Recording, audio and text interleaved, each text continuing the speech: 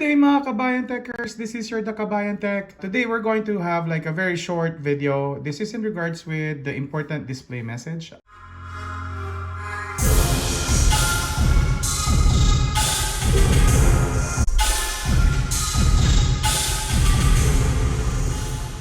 A lot of technicians or a lot of videos are already explaining once you replace a display on an iPhone 11 series, 12 series, or 13 series, regardless if there are third-party screens or an original one, this will show up. Reason why for that prompt, it's because Apple is using a specific software to configure everything. They serialize everything. And I got a question from one of my fellow techs that what if we use JCV1S or the iCopy program or any copying program? It will just copy the True Tone function, but it won't authenticate the display itself.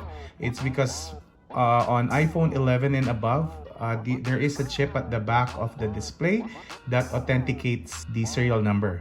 And for that to be authenticated or serialized, it needs to go through with Apple and they need to configure that serial number.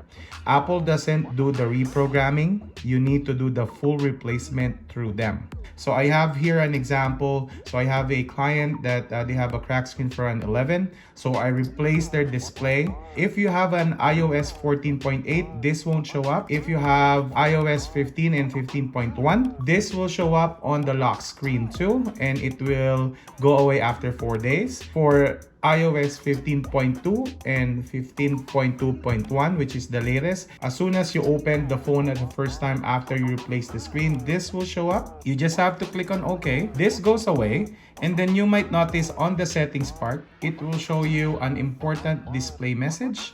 It won't affect any functionality when it comes to the screen. You might notice I have no issues when it comes to touch. It's just that when you go to the about screen on anything that is 15.2.1 or 15.2, it will see an unknown part here and it will tell you that it's unable to determine the display. It's because it's a third party, or even if it's an original one, it wasn't serialized through the software configuration of Apple. It will show this one, and when you go to the main page on the settings, it will always have this number 1. So if this doesn't bother you, then you have successfully done our display replacement. If this one bothers you, then you have two choices for this. If you still wanted to do it by your own, if you know micro soldering, you have to take out that chip that's at the back of the display and transfer that chip towards the third-party display or original display. Your second option is to go through with Apple and then pay. It's an out-of-warranty cost.